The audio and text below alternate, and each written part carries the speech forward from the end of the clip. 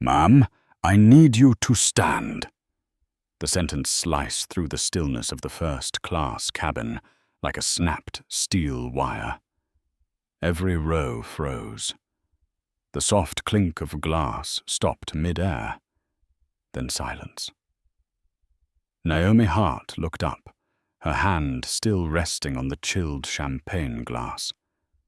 Across from her, the young flight attendant, Emily Novak, wore a polite smile, but her eyes were locked in a mechanical, vacant stare, the kind that had performed this gesture too many times before.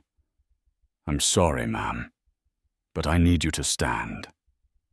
Behind Emily stood a middle-aged man in a grey suit. Gregory Shaw, his face slick with confidence and entitlement, his hand resting on the partition wall as if claiming territory. No one said what was happening, but everyone understood. No explanation was needed. The answer was written in posture.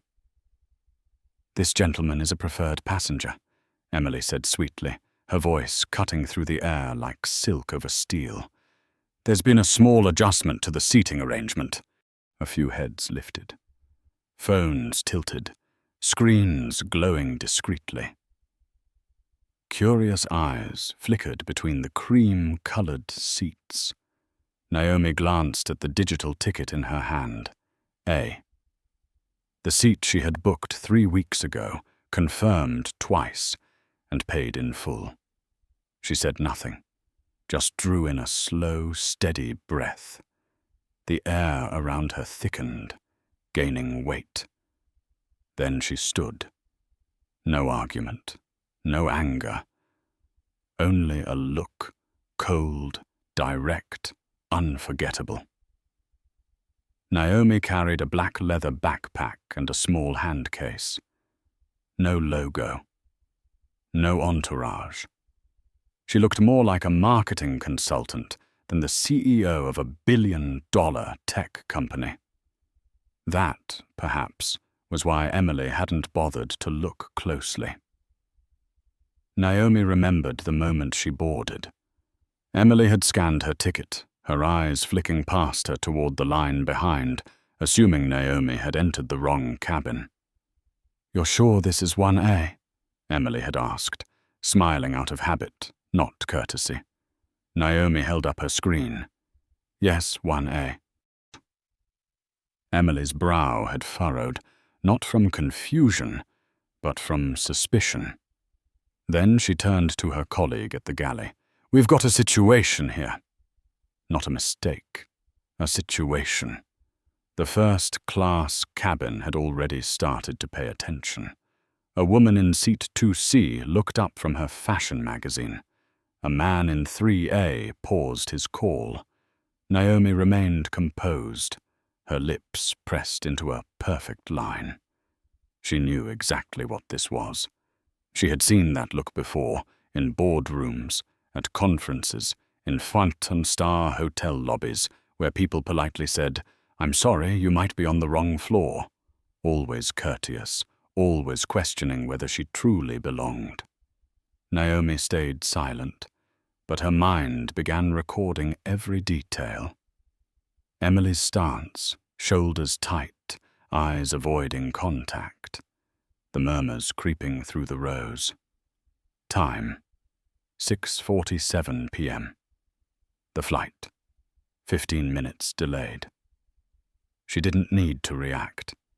She just needed to observe, to remember. Because only a handful of people on this plane knew that Apex Air was about to launch its new coordination system, and Altura Systems, Naomi's company, controlled the entire digital infrastructure, flight schedules, fuel management, baggage tracking, crew data, everything. 3 months of negotiation, 8 months of testing. And Naomi Hart was the only person with the authority to press activate or suspend. Yet here, in their eyes, she was just another black woman who didn't belong, a mistake in their white leather world of champagne and comfort. Footsteps sounded behind her. The scent of expensive cologne filled the air. Gregory Shaw walked past, placed his briefcase in the overhead bin, and sat down in seat 1A. He didn't look at her. He didn't need to. She was already gone. In the rear cabin, Naomi found her new seat, 18C. Quietly, she placed her bag under the seat and opened her laptop. Her fingers brushed across the keyboard, not to work, but to remember. One last glance forward, where the warm light of first class still shimmered over Gregory Shaw's self-satisfied smile. Naomi tilted her head, her lips curving into the faintest suggestion of a smile. No one knew. But in that moment of quiet humiliation, she had already begun the first step of reclaiming justice for herself. Not through rage, but through silent power. And as the engines roared to life, Naomi Hart, the woman who had been asked to leave seat 1A, made a decision. They would all learn what the word priority truly meant. The cabin door closed. The soft click of the electronic lock sounded like the final punctuation of a quiet play, one where Naomi Hart had just been pushed off the stage, though she was, in fact, the investor who owned it. She sat in seat 18C, the worn leather pressing against her back, the narrow space forcing her knees close to the seat ahead. The faint scent of stale coffee and scorched plastic lingered in the air. No champagne, no warm towel, only her steady breath. Naomi opened her laptop. The glow from the screen lit her calm face. She didn't type a complaint. She didn't message a manager. She didn't need to. She was calculating. Up front, Emily passed by with a tray of water, deliberately skipping row 18. Naomi didn't mind. She tilted her head slightly, glancing through the narrow gap between the seats. From there, she could see the silhouette of Gregory Shaw in seat 1A, leaning back, smug, a glass of champagne in his hand, nodding with the quiet arrogance of a man accustomed to being served first. Naomi pressed her lips together. Inside, a quiet fire burned, not of anger, but of measured intent. 3 hours earlier, at the Manhattan headquarters of Altura Systems, her legal team had sent the final contract to Apex Air. A $700 million deal, making Altura the digital backbone of the entire airline. Within 72 hours, the entire system, flight schedules, fuel control, baggage tracking, crew data, would run on Altura's platform, designed, supervised, and fully controlled by Naomi herself.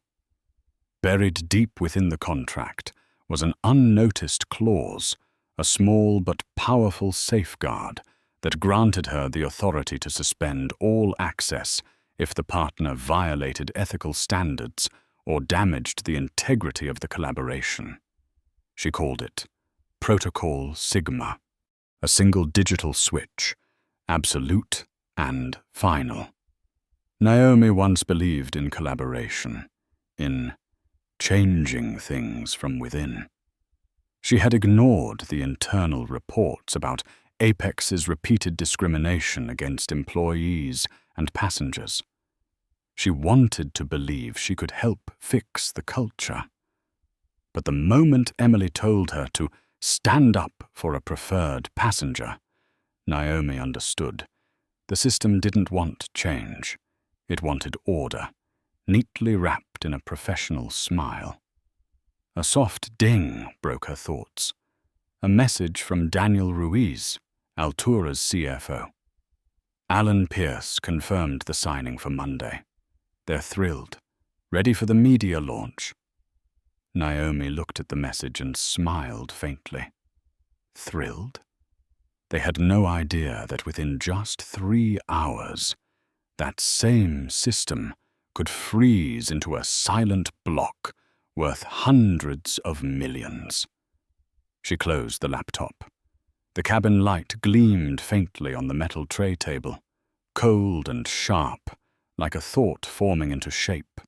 A well-dressed older woman in a silk dress walked past, glancing at Naomi with a mix of pity and judgment. The woman sighed and shook her head slightly. Naomi caught that look and realized she had seen it her entire life. From Harvard to Silicon Valley, from global tech summits to boardrooms where men shook hands over her head, Naomi had learned to survive through strategic silence. She had heard people say she was brilliant, but a little too confident. A little too confident, meaning she refused to bow. The plane began to taxi. Naomi closed her eyes and listened as the engine swelled. Her heartbeat aligned with the steady vibration of the metal floor. 1 beat, 2 beats, then calm. She thought of her father, an aerospace engineer, who once told her, "You know, planes don't fly because of beautiful wings, but because of the perfect balance between lift and drag. People are the same." Naomi smiled softly. Tonight, that balance was about to be disturbed. From the front of the cabin, Gregory's voice carried clearly through her headset. He was on the phone, not even bothering to lower his tone. "I handled it. They always think they're special. People like that never understand how real business works." Naomi opened her eyes. No reaction. Just memory. She drafted an email. Subject, Protocol Sigma, standby. Body, prepare to inspect the full Apex air system. Activate on command. She didn't hit send. Not yet. She wanted them to sleep a little longer in their illusion. Up front, Emily and her colleague Linda whispered and laughed softly, unaware that the woman they had removed from a priority seat was the same one who could freeze their entire airline with a single touch. Naomi leaned back. The window reflected her face, calm, steady, her eyes bright, and the quiet smile of someone holding a power the world had yet to recognize. She whispered, almost to herself, "Not everyone in the front seat is the one flying the plane." And the aircraft named Apex 612 rolled off the runway, carrying with it a lesson the entire world was about to learn. The seatbelt sign chimed softly. The cabin steadied, and the warm lighting settled over the relaxed faces of those who lived in the world of being served. But in seat 18C, Naomi Hart did not recline. Her eyes stayed fixed on the front of the plane, on the seat that had once been hers, now occupied by someone who believed it was rightfully his. From where she sat, she could see the backrest of 1A tilted comfortably. Gregory Shaw stretched his legs, jacket unbuttoned. Holding his champagne like it was a symbol of natural privilege. On his wrist, a Patek Philippe glimmered. In another world, Naomi could have bought 10 of them. But what she wanted wasn't the watch, it was respect. A flight attendant passed by, placing a tray of water at row 17. When she reached Naomi, she didn't stop, even though their eyes were only inches apart. Naomi didn't care. She didn't need an apology. Because what bothered her wasn't the act, it was the habit beneath it.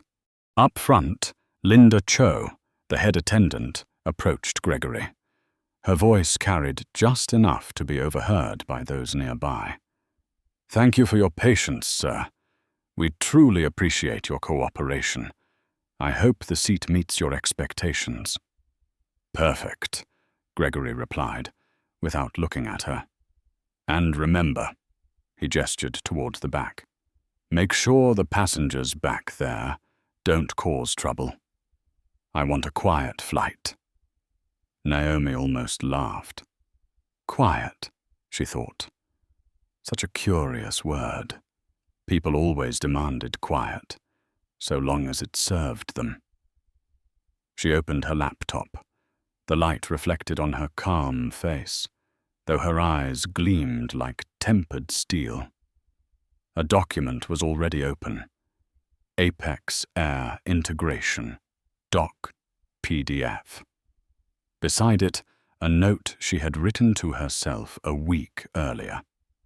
Never forget, this system lives or dies by your signature. She reread the line, took a sip of water, and smiled faintly. Every line of code, every algorithm in Altura Systems' platform carried her fingerprints. No one understood it better than she did, and no one could lock it down except her. A soft chime broke the silence. A message.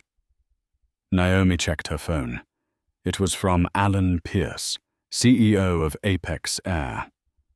Looking forward to seeing you Monday, Naomi.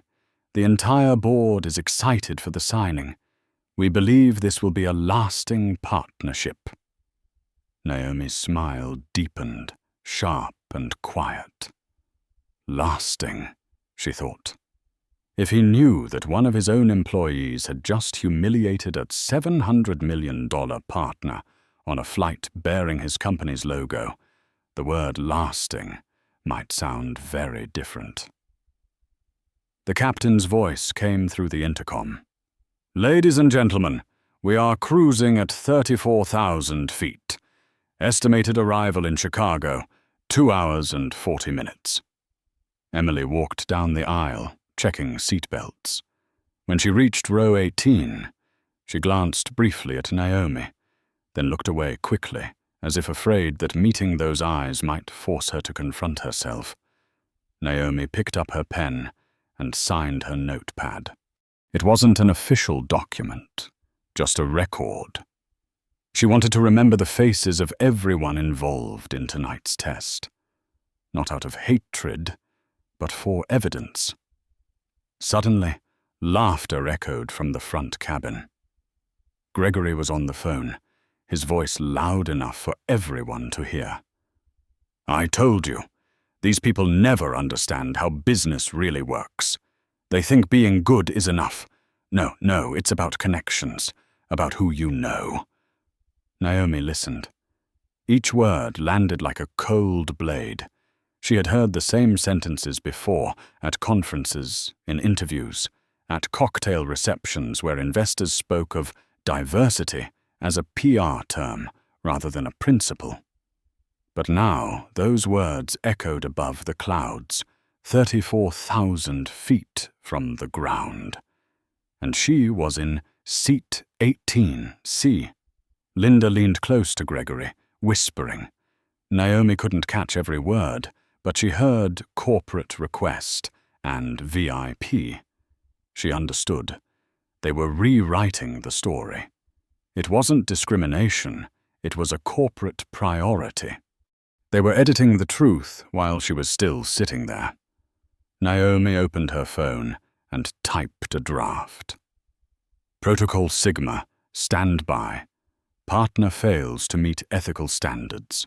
Prepare for activation. Her fingers hovered over the send button. Not yet. She looked up at the ceiling. A thought flickered through her mind. They think this is just a seat. But she knew it was a test of character. The lights dimmed, bathing the cabin in a soft amber glow. Naomi leaned her head back, her inner voice calm but sharp. Some people sit in the front, not because they deserve it, but because the system was built to place them there. She opened her eyes, staring toward 1A. Gregory's head was tilted back, a smug smile on his lips, the glass in his hand catching the light. Naomi nodded slightly, almost to herself. "Enjoy it," she whispered, "because when we land, everything changes." The plane sliced through the clouds, leaving behind long silver trails across the night sky. Lines that pointed toward a storm no one on board yet knew was coming. The engines hummed steadily beneath her feet, the heartbeat of a metal giant carrying over 200 souls through the night sky. But for Naomi Hart, that sound was more than motion. It was a countdown. Everything looked perfect. Soft lights, poured wine, crisp white linens. Yet at 34,000 feet, something invisible had cracked, the thing people call respect. From seat 1A, Gregory Shaw was still on the phone, his voice carrying farther than it needed to. "I just dealt with a situation." She thought she could demand special treatment.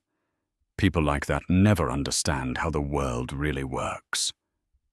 Naomi heard every word. People like that. The phrase wasn't new.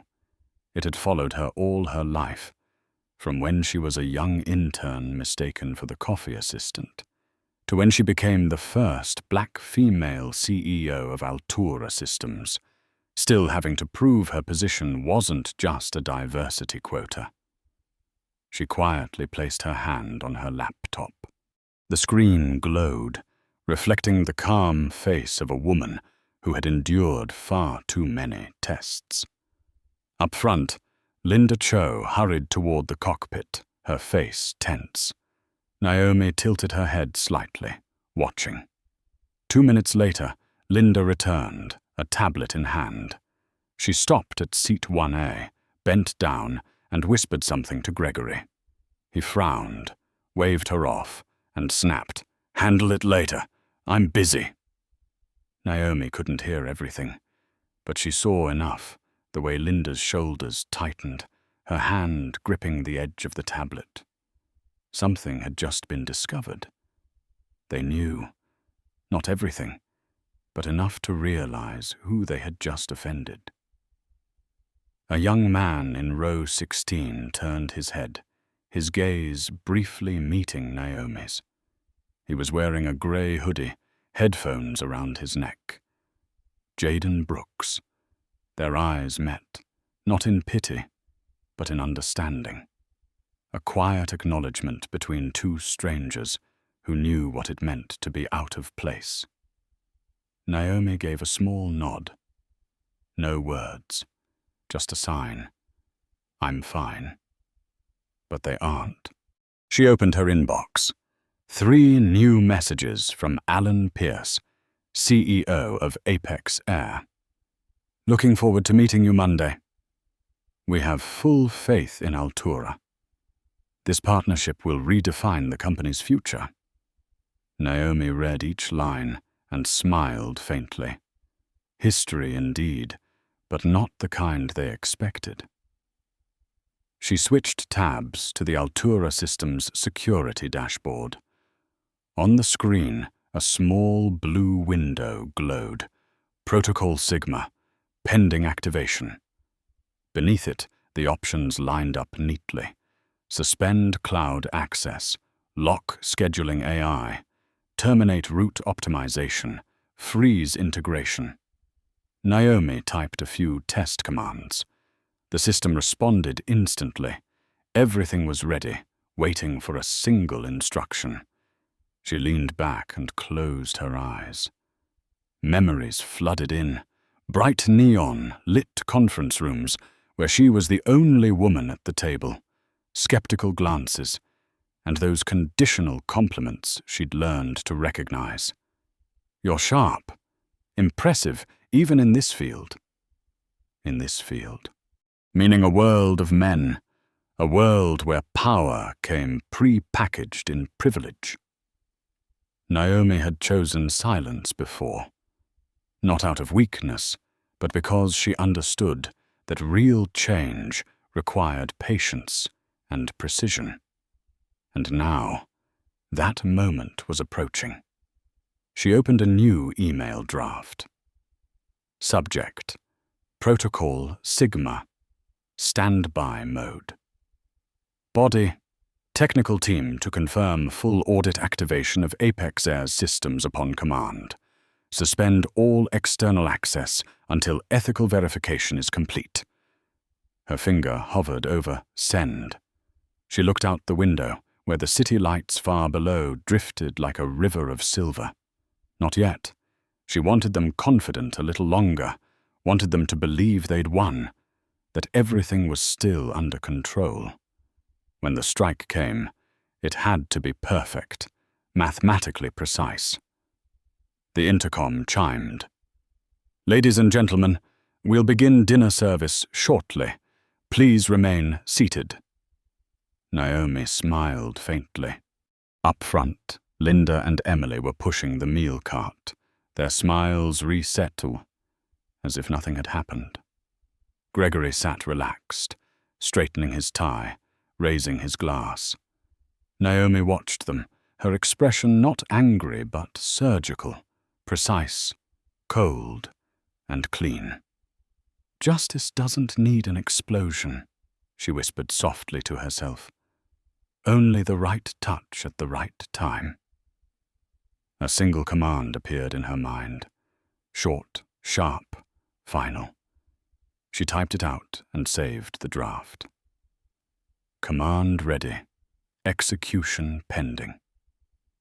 The lights dimmed as the cabin slipped into night mode. Passengers drifted to sleep. Only Naomi, the woman expelled from seat 1A, remained awake, silent, steady, and ready for the moment when the world would have no choice but to look up.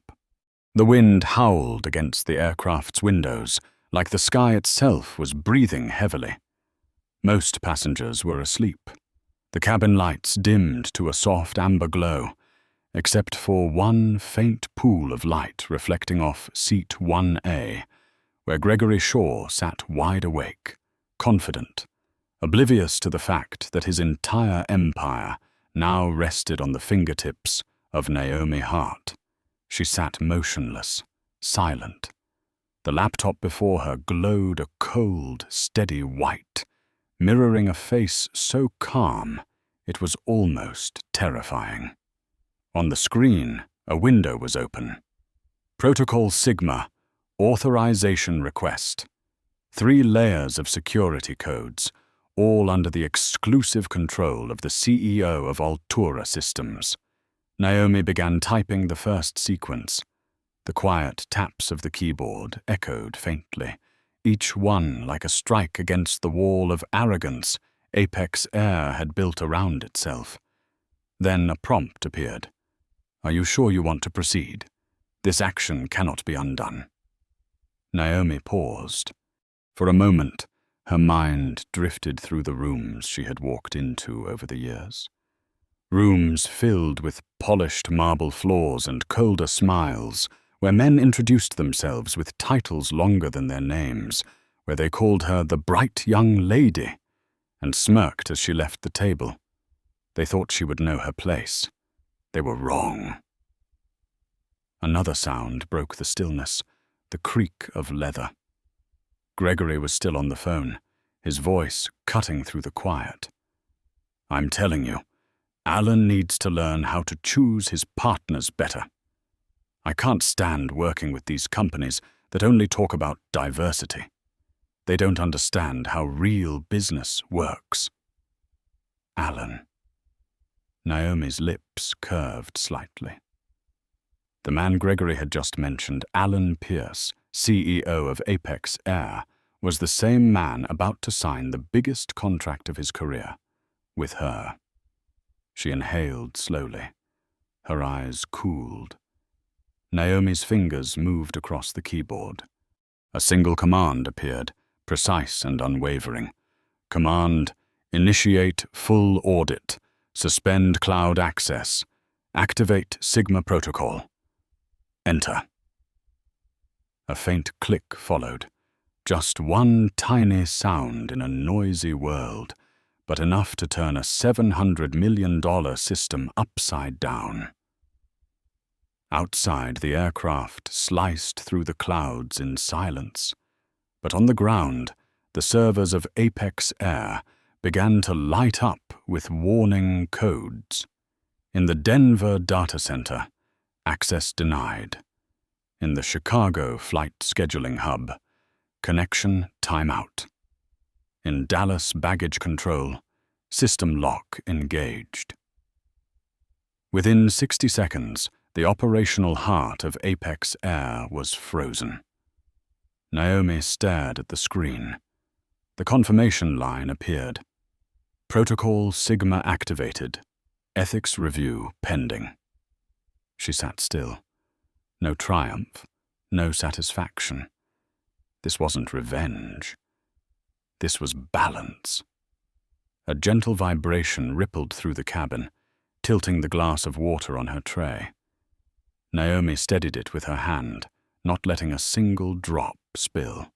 It was how she lived, composed, deliberate, in control, even as the world around her shook. Up front, Emily and Linda continued chatting, laughing softly, unaware that somewhere their airline's core systems were freezing one by one. Gregory lifted his glass, toasting to nothing but his own pride, the image of a man convinced he was exactly where he belonged. Naomi glanced at her watch. 9:02 p.m. On schedule. She opened her phone and sent a message to Olivia Park, Altura's chief legal counsel. Sigma initiated. Ethics clause triggered. Begin documentation. The reply came almost instantly. Received. Are you sure? Naomi typed back.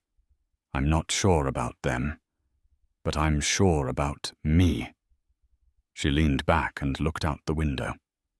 Far below, the city lights shimmered like veins of living circuitry. A deep calm spread through her chest. She knew that by morning, phones would ring, inboxes would overflow, and Apex's boardroom would erupt in chaos. The same people who once treated her as the second partner would finally understand what consequence looked like. In row 16, Jaden glanced back. He saw Naomi close her laptop, her face serene, not angry, just unshakably composed. He didn't know why, but something in him sensed she had just done something monumental. Naomi fastened her seatbelt, her gaze fixed on the front cabin. The warm overhead light glowed over Gregory as he laughed with the attendants, champagne swirling in his glass. She watched, then whispered softly to herself, "They think they're flying high, but they don't realize the ground has already disappeared beneath them." She closed her eyes. A brief, peaceful rest after a single keystroke that had just ignited a $700 million earthquake. Apex Flight 612 sliced through the night sky, quiet and steady.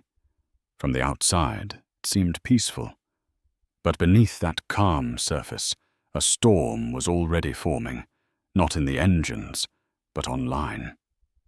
In row 16, Jaden Brooks, a young software engineer, held his phone and looked toward the front. From where he sat, he could see Naomi Hart in 18C, upright, composed, eyes closed, her calmness unsettling in its stillness. Far ahead, in first class, Gregory Shaw laughed loudly, his voice echoing through the cabin. "I told them already. People like her only talk, they never act. They think that throwing a tech project at us will earn them respect. It's hilarious." His words carried far enough to be heard 2 cabins away. Some passengers exchanged uneasy glances. A few looked down, pretending not to hear. Others frowned but stayed silent. Jayden didn't. He opened his camera. The image shook slightly with the hum of the plane, but was clear enough. The man in 1A in a grey suit, glass of wine in hand, and farther back, a black woman sitting in silence, light reflecting off her cheek, calm and cold. Jayden thought, this can't just slide by. The first tweet appeared. At Jayden Brooks. Flying with Apex Air right now. They just forced a black woman out of her paid 1A seat to give it to a white priority passenger. She didn't say a word. She's sitting quietly in row 18. Someone needs to see this. He added the photo, slightly blurry, but clear enough to show her face. A second caption followed. Her name's Naomi Hart, CEO of Altura Systems. Fun fact, her company is about to sign a 700-mantle deal with Apex. He hit tweet. In 10 minutes, the post hit 500 likes, then 1,000, then 10,000. Notifications poured in. In other cabins, passengers started looking around. A woman whispered to her husband, "Honey, look, it's our flight." In first class, flight attendant Emily Novak received the first alert on her smartwatch. She glanced down, the airline's logo flashing beside the word trending. A chill ran down her spine. "Linda," she whispered, "you need to see this." Linda Cho stepped closer, peering at the screen. A photo, a tweet, a name. Naomi Hart. Her body froze. She looked toward row 18, where Naomi now sat with her eyes open, calm, almost expectant, as if she had known this would happen exactly this way. She's the CEO of Altura," Emily stammered. I didn't know." Linda turned, walking briskly toward the cockpit. She had to report this. She had to do something. But what? She wasn't sure. Up front, Gregory Shaw still hadn't noticed. He was talking again, this time to the woman next to him. "You know what the problem is? This industry's full of propaganda now. They call it diversity initiatives. But what happens? People get promoted just because of their skin color. That's how they destroy standards." The woman chuckled softly. "You might have a point." Jayden bit his lip and hit record. The camera caught everything. The arrogance, the tone, the context. Then came tweet number 2. "The man in 1A is Gregory Shaw, Regional Director at Apex Air, complaining about diversity. Meanwhile, Apex is about to sign a 700 penatlas deal with her company. I'm recording. Receipts coming."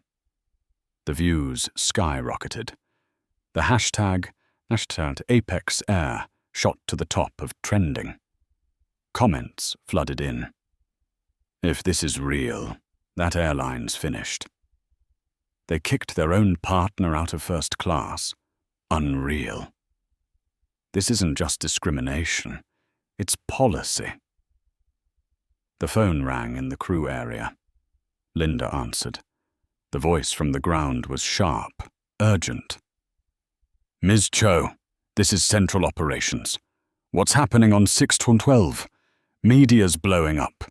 Twitter's on fire. A passenger named Naomi Hart. What do you know?" Linda swallowed hard. I think it was a seat mix-up." "It's not a mix-up anymore," the voice snapped. "She's your strategic partner, and she's trending #1 nationwide."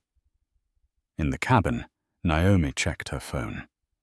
A notification popped up. "Jayden Brooks, Just tagged you in a tweet." She opened it. The photo was grainy, the caption simple. She hadn't posted it, but it was spreading the truth she wanted the world to see. Naomi looked up.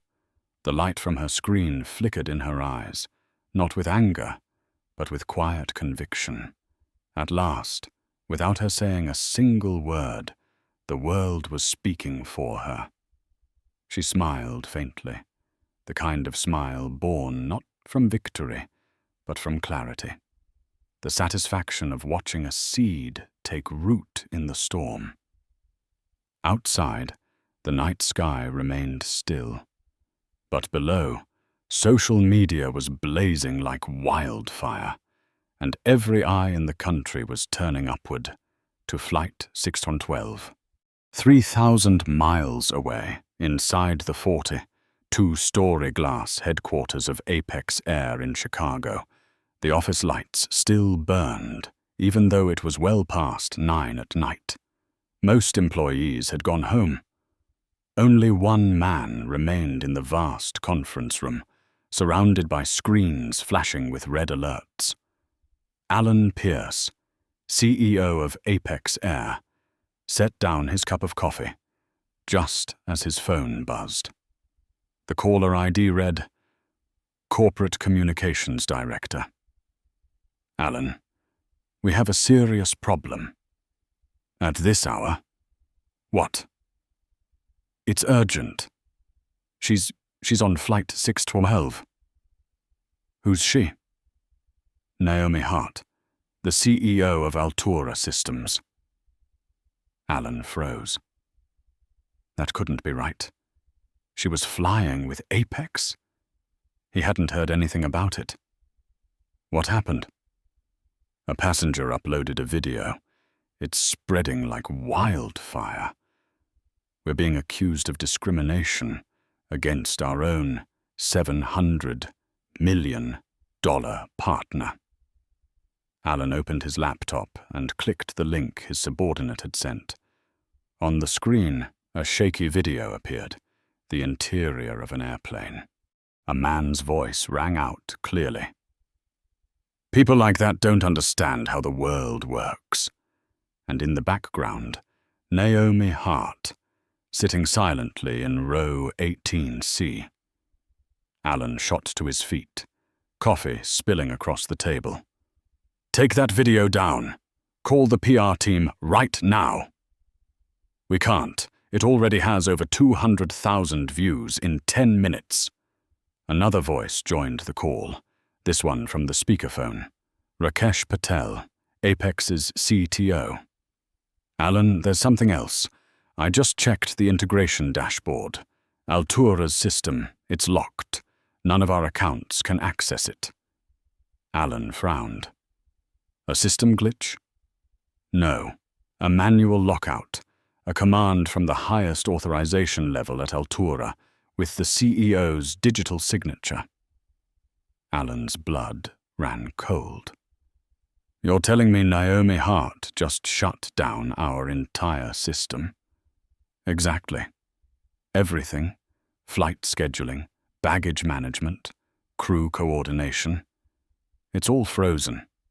If we can't restore access within 2 hours, tomorrow morning's operations will collapse."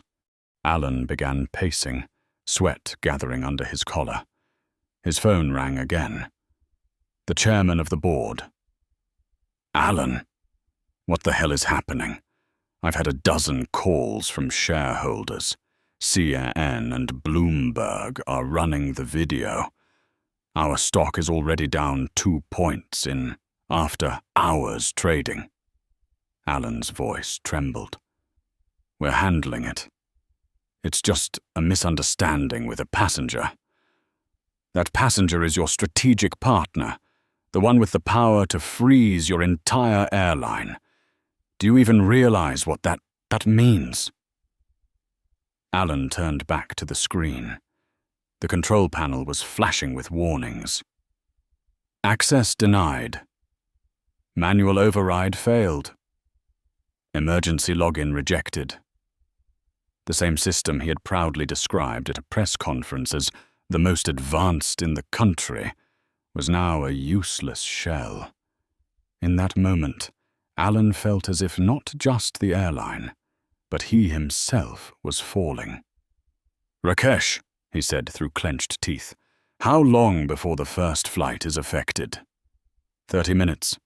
If we don't fix it, over 40 flights will have to be cancelled tonight. And if it lasts until morning, the entire network will crash. We'll lose tens of millions per hour. Alan gripped his phone tightly. "Get her on the line. Call Naomi Hart, now." "We've tried, sir. No response. Her plane's in airplane mode." Outside the window, Chicago's lights shimmered against the dark river below. Alan stood before the glass, his reflection merging with the red error lights.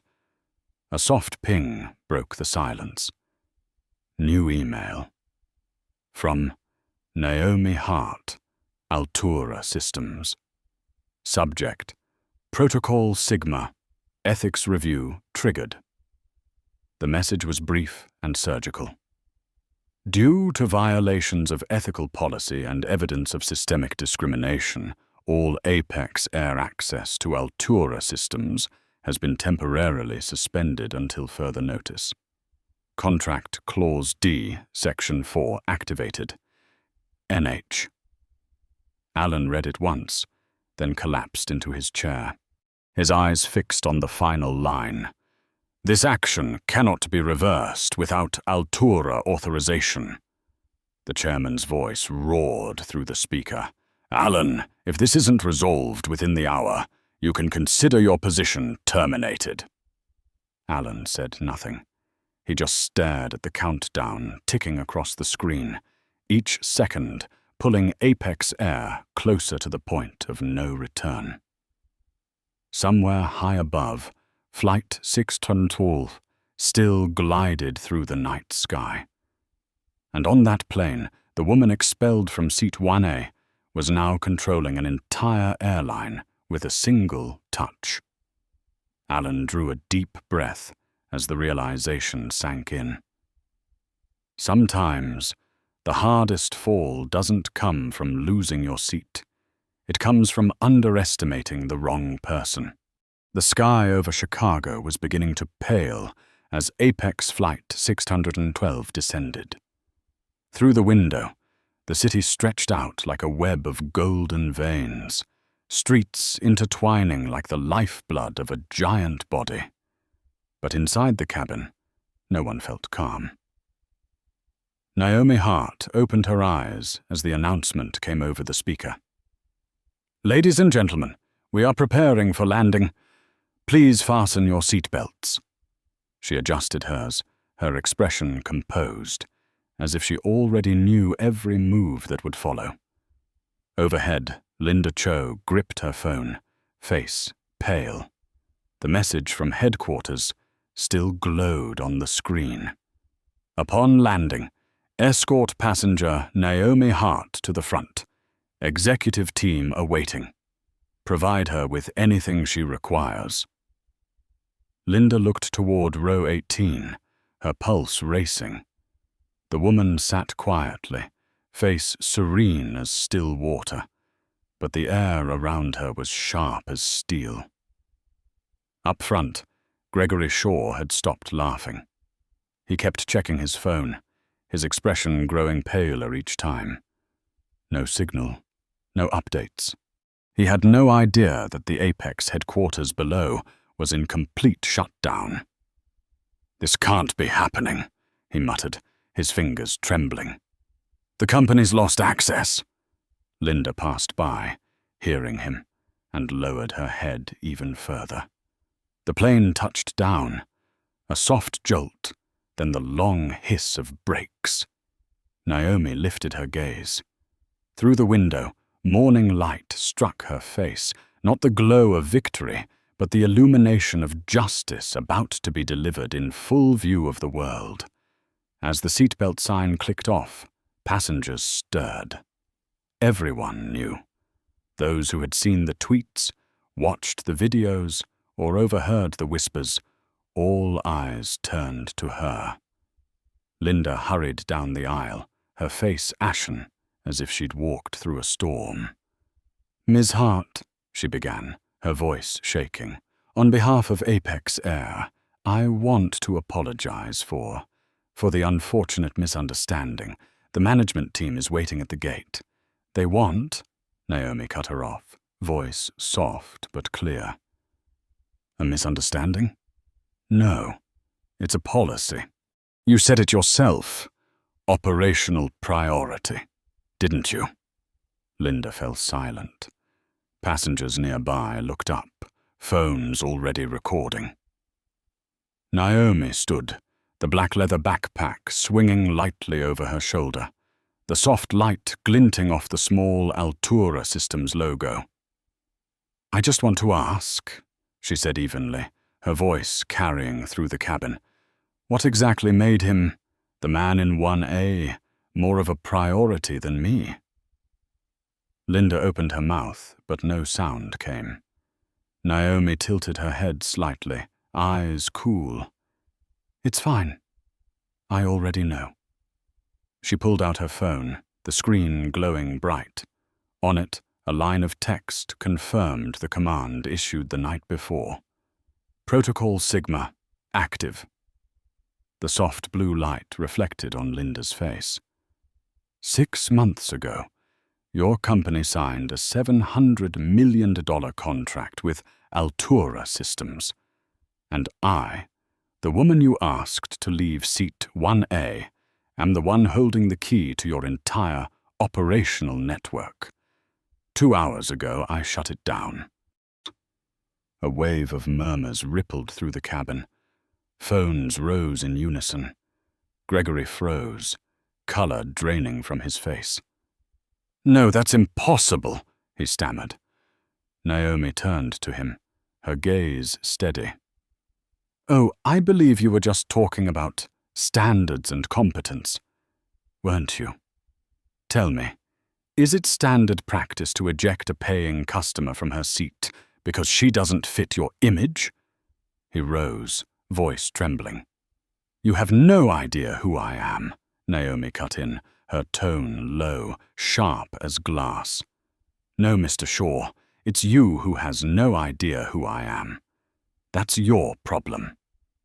The cabin door opened. 3 men in grey suits stood waiting at the jet bridge. In the middle was Alan Pierce, CEO of Apex Air, his face drawn and pale. He stepped forward, eyes wide with panic. "Ms. Hart, I can't begin to apologize. This was a terrible mistake, and Naomi raised a hand, stopping him. "You don't need to apologize to me. Apologize to everyone your system has hurt. Because this didn't start today, and it won't end with a speech." Alan opened his mouth, but Naomi continued. 2 hours ago, your system went dark. The control board turned red. I know because I was watching it. You were running around trying to save a network that you let rot from the inside. The cabin was utterly silent, every passenger still. Naomi moved forward, each step deliberate, her words heavy and precise. "I've given you 48 hours to prove that Apex Air deserves to be trusted. Not by me, but by anyone who's ever been told they don't belong here." Alan lowered his head. "We'll do whatever you ask. I promise." Naomi looked straight at him, her tone calm yet unyielding. "I don't need promises. I need action. And if 48 hours pass without real change, that $700 million contract ends. Permanently." She stopped at the cabin door, where the light from the terminal spilled in, a clear line between 2 worlds. Behind her, passengers still filmed. Gregory stood motionless, pale and shaken. Linda's lips trembled without words. Naomi turned once more. Next time you talk about priority passengers, remember this. Real power isn't printed on a boarding pass. It's held by the one who can keep this plane from taking off. She stepped out. The murmurs broke, then faded until the sound of applause began, slow at first, then spreading through the cabin like a wave. Naomi didn't look back. She only tightened the strap of her backpack. Outside, the first light of morning caught her hair, bright, cold, and unwavering. She knew the next battle wouldn't be fought in the skies, but in the boardroom, where dignity would finally be measured by truth. The news spread like wildfire. Within an hour of Naomi Hart stepping off the jet bridge, the hashtag #ApexAirRacism had soared to #1 on every platform. The video Jaden Brooks filmed inside the cabin was shared millions of times, replayed on national television, talk shows, podcasts, and nightly news segments. Partner CEO removed from first-class seat. Altura Systems freezes $700 million contract. The aviation industry in turmoil. Every headline carried the same face, Naomi Hart, the woman once told to stand up, now the one forcing an entire corporation to its knees. 48 hours. That was the deadline Naomi had given, and now Apex's entire infrastructure was ticking down like a live bomb. At the Chicago headquarters, Alan Pierce entered an emergency meeting at 5:12 a.m. His eyes were bloodshot, his coffee cold, his voice trembling from exhaustion. In front of him, the screen glowed red. Hundreds of flights cancelled, thousands of passengers stranded, losses exceeding $25 million overnight. "We need Altura access restored immediately," one executive shouted. "Impossible," replied Rakesh Patel, the CTO. "They've locked us out at the route level. Every override attempt is blocked. Only Altura's CEO can reopen it." The room went silent. Alan looked around at the sweating faces. "Then what do we do?" No one spoke. By 8 a.m., the board of directors convened an emergency session. The chairman slammed a hand on the table. "Alan, do you realize our stock dropped 11% overnight? The FAA has launched an investigation. Investors are demanding answers." Alan tried to steady his tone. "I'll hold a press conference in 30 minutes. I'll take full responsibility." "And Naomi Hart?" "We've reached out. No response. Maybe she wants us to suffer a little longer." The chairman stared at him coldly. "No, she wants us to learn." When Alan appeared before the cameras, his face was pale, his voice shaking slightly. "Apex Air deeply apologizes for the unfortunate incident aboard Flight 612. We are committed to a full review of our service policies to ensure every customer, regardless of race or status, is treated with equal respect." A reporter stood up. "Mr. Pierce, are you aware that the woman removed from seat 1A is the CEO of the company that manages your entire infrastructure?" Alan swallowed hard. I am aware, and we're working to resolve it." "Then tell us, how many black executives currently sit on Apex Air's leadership board?" Silence. 5 seconds. 10 seconds. No answer. That moment, captured by national television, replayed hundreds of times the following day. That evening, Naomi sat in her office at Altura. The wide glass windows reflected the city lights. On her desk, 3 monitors glowed. One showing Apex's system, still full of red error codes. One showing Twitter, where the video had reached 2.7 million views. And one displaying her inbox, with multiple meeting requests from Alan Pierce. Beside her sat Olivia Park, Chief Legal Counsel, and Daniel Ruiz, CFO. "Are you going to respond?" Olivia asked quietly. Naomi didn't answer right away. She looked at her untouched cup of tea. "I don't want revenge. I want them to change. Truly change." Daniel nodded. "If they want to save the contract, they'll need to present a real reform plan. Otherwise, they'll face the consequences," Naomi finished, her tone calm, not angry. She turned toward the screen, showing Alan delivering his apology on live TV. There was no remorse in his eyes, only fear. Naomi closed hers. "They still don't understand," she said softly. "They think the problem is losing a contract. But what they've really lost is trust." The next morning, messages poured in from the FAA, the Department of Transportation, and the Pilots Association, all calling for an internal culture audit of Apex Air. By afternoon, a reporter from CNN called. "Naomi, would you like to make a statement? The entire country is watching." She smiled faintly, shaking her head. "No. I don't need to speak. They're already speaking for me." Meanwhile, in Chicago, Alan sat in the boardroom as a report was placed before him. "Naomi Hart gave us 48 hours. We have 16 left." A trembling HR director spoke up. "We've terminated Gregory Shaw and the 2 involved flight attendants. We've established a diversity reform committee, hired inclusion consultants, and launched a $2 million annual scholarship fund." Alan asked, "Is it enough?" "No.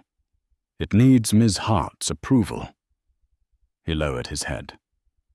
"Send it to her and pray." Late that night, Naomi's phone buzzed. An email from Alan.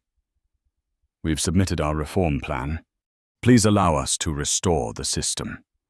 I accept full personal accountability if we fail." Naomi read it, but didn't reply immediately.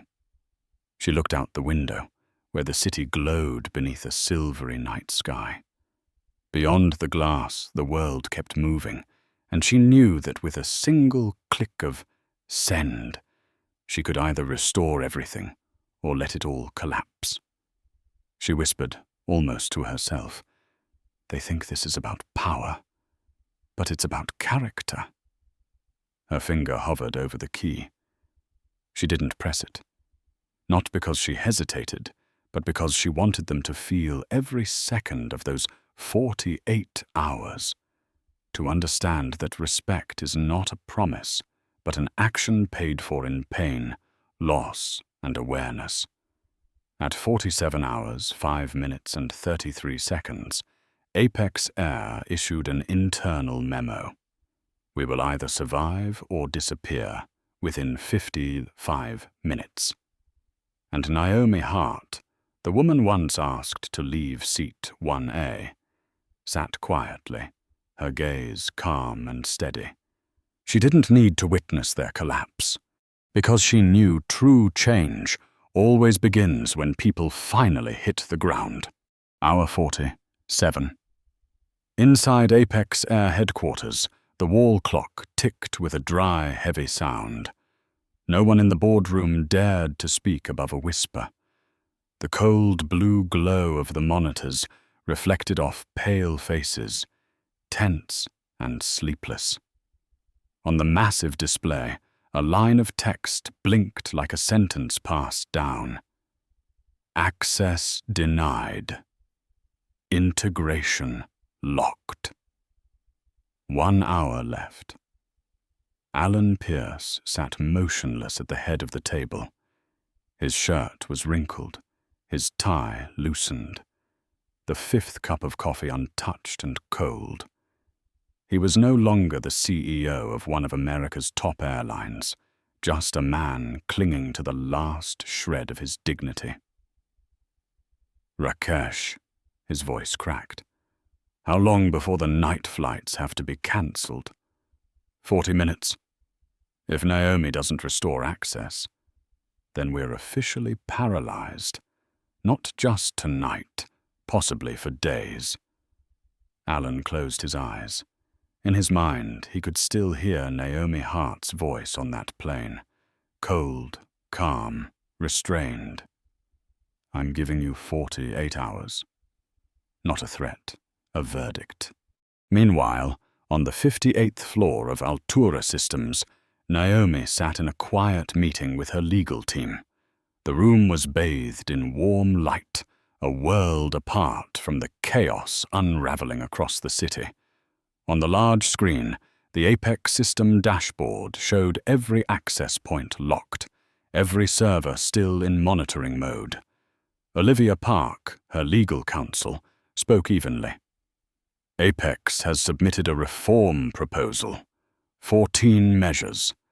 Termination of Gregory Shaw and the involved flight attendants. Creation of a diversity department.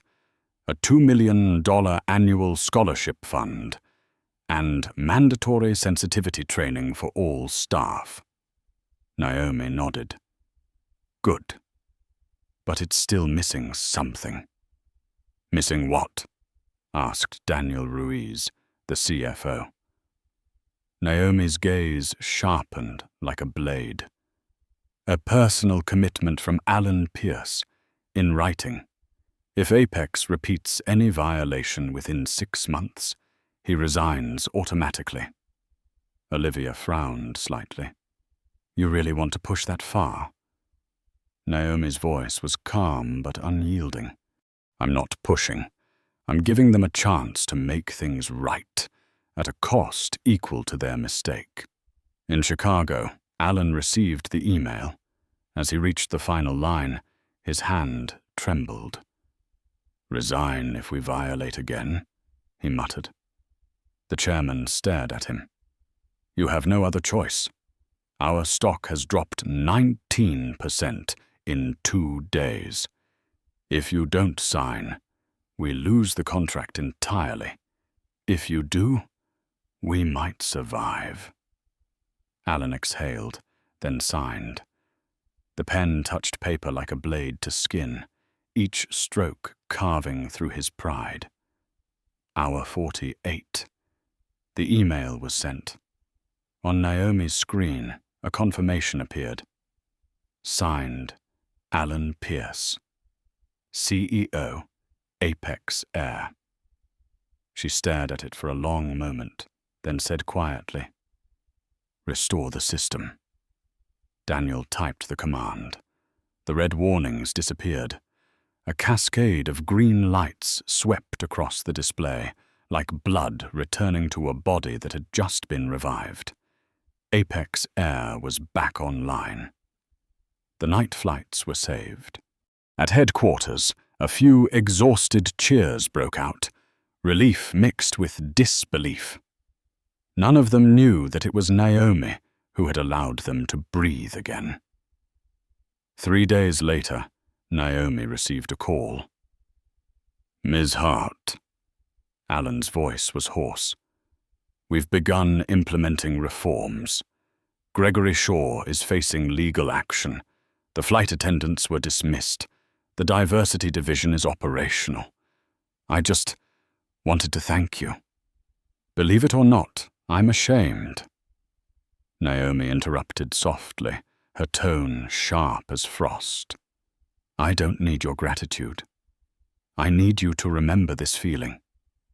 So next time someone in your system tells a woman of color to stand up for a priority passenger, they'll think twice." Silence filled the line. Then Alan said quietly, "I'll remember."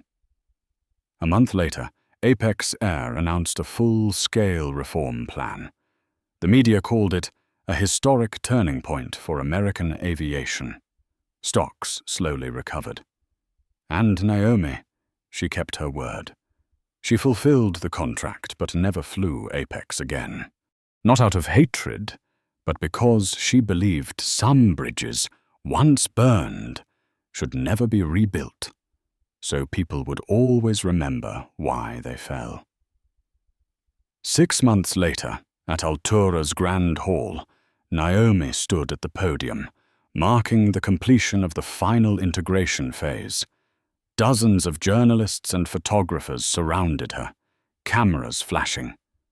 Behind her hung a white banner with bold black letters, "Integrity flies higher."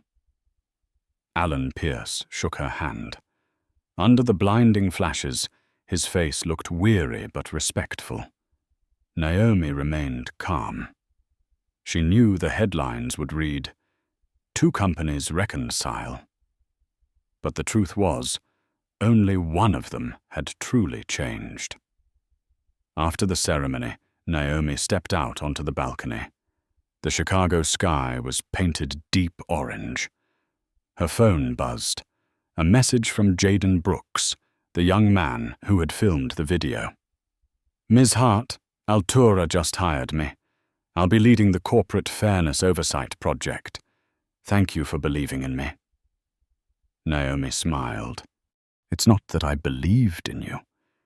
It's that you chose the right moment to stand up." She remembered him clearly, the grey hoodie, the fearless eyes. An ordinary man who had done something extraordinary, with nothing but a phone and courage. That evening, Naomi appeared on the podcast Voices That Matter. The host asked, "Many say you made a corporation kneel. Do you call that revenge?" Naomi shook her head, her voice steady. "No, I call it consequence. Revenge is making someone hurt like you did. Consequence is ensuring they never dare to cause that hurt again. Do you think you've changed the system?" "Not yet, but I've made it look in the mirror. That's where change begins." When the show ended, Naomi stood and removed her microphone. The studio lights dimmed, leaving her in gentle shadow. She remembered her father's words, "Justice isn't thunder, my daughter. It's light, quiet, but strong enough to pierce the clouds." She nodded softly. That light, tonight, she had carried it into the world. Not through rage, but through the precise calm of justice. Late at night, Naomi returned to her high-rise apartment overlooking Lake Michigan. She opened her laptop and typed the final entry in Altura's internal log. Protocol Sigma, completed. Outcome, structural reform achieved. Status, resolved. She saved the file, closed the screen, and gazed out through the glass wall. In the distance, an Apex plane crossed the night sky, its signal lights blinking like a reminder that some lessons can only be learned when you fall. Naomi smiled faintly.